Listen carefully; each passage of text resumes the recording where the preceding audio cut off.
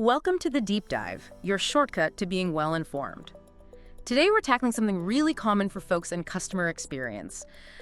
How do you actually gain influence, get that strategic seat at the table, even if you don't have the fancy exec title? Because let's face it, in CX, influence often packs more punch than pure authority. Absolutely. It's a huge challenge. And this deep dive, we're pulling out the key lessons, the real-world stuff from a great course for CX pros, especially those who feel like they've had to, kind of wing it a lot of the time. It's all about boosting your presence and talking effectively to leadership, showing your strategic side. Right. And actually, depending on when you're listening, Ty Givens, who's behind a lot of this wisdom, might have just done a workshop on this at Support Driven in Vegas. It was called Make Them Listen. Ah, okay. Yeah, but hey, if you missed it, don't worry. This course we're drawing from, it really gets into all those core ideas she shared. We can point you to the details. If you want to sign up, check the caption. Good to know. So, okay, let's start there then. This influence without authority idea. How do you actually do that when you don't have the title? What does it look like day to day? Well, first off, forget the job title for a second. Your real power in CX, it comes down to consistency.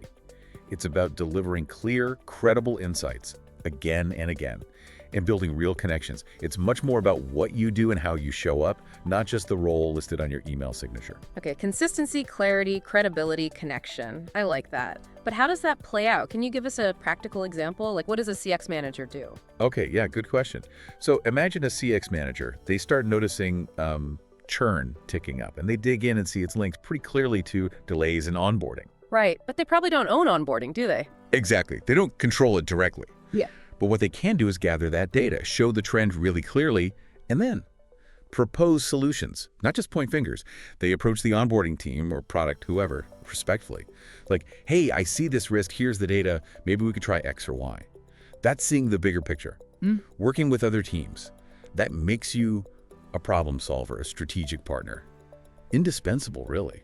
And that leans heavily on trust, right? With those other teams like product or engineering you mentioned, what are some common ways people accidentally, maybe, break that trust? Things to avoid? Oh yeah, you hit on a huge one. Trust is so easy to break. Using that blame and shame tone, that's instant defense shields up. Or just dumping feedback, like here's all the problems, without offering any potential solutions. That just feels critical. You've got to show up as a partner looking to solve things together. That's the goal, not just a critic pointing out flaws. So it's about collaboration, not accusation. Okay. And connecting this back up.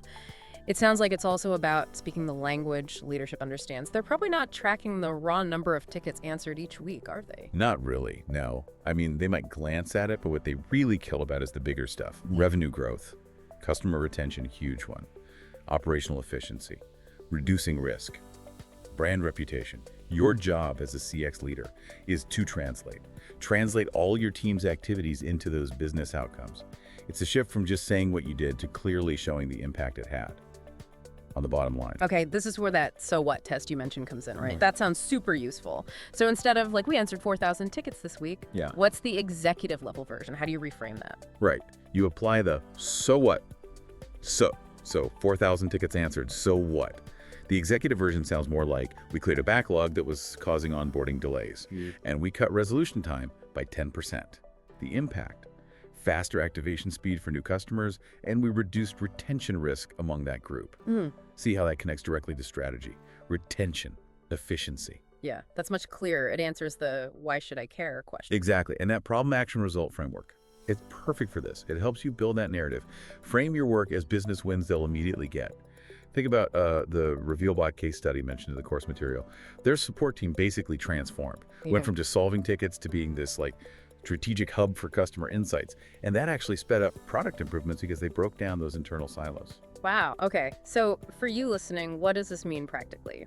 It seems like it's about shifting your mindset, moving from just being a doer focused on getting stuff done to becoming more of a strategic thinker, someone who spots patterns, connects the dots, offers a real point of view. Precisely. Like instead of just reporting CSAT dropped 3 points, maybe you reframe it strategically. Yeah, you dig in. Maybe the insight is actually about wait time spiking during peak hours. So the strategic angle is we need to adjust staffing here to protect customer satisfaction and prevent further dips. It's insight plus recommendation. Okay, that makes sense. But then this raises another question, right? How do you advocate for your team's awesome work without sounding like you're just bragging? Or complaining if things are tough? Yeah, that's a tricky balance. But it comes back to outcomes. Connect their effort, their hard work, to clear results for the business. It's not just about how hard they work. There's actually an advocacy formula that helps. What was the challenge? What specific actions did the team take? What was the measurable result? And crucially, what does leadership need to know or support now? The Matzo Coffee example in the materials. That's a great illustration of proactive CX leadership doing exactly this, building trust through advocacy. Got it. So wrapping up this deep dive then, we've really walked through this journey, starting with building that foundational credibility and trust, moving to communicating value in a way leaders understand, managing expectations, and ultimately positioning yourself not just as a team lead, but as a vital strategic partner. And maybe a final thought for everyone listening. Leadership isn't just a title someone gives you, it's something you demonstrate day in, day out. You demonstrate it until others simply can't ignore it. So my challenge to you is this. Think about one communication habit or maybe one mindset shift you can try this week. Just one thing to start finding your voice, showing that value, and leading with more confidence.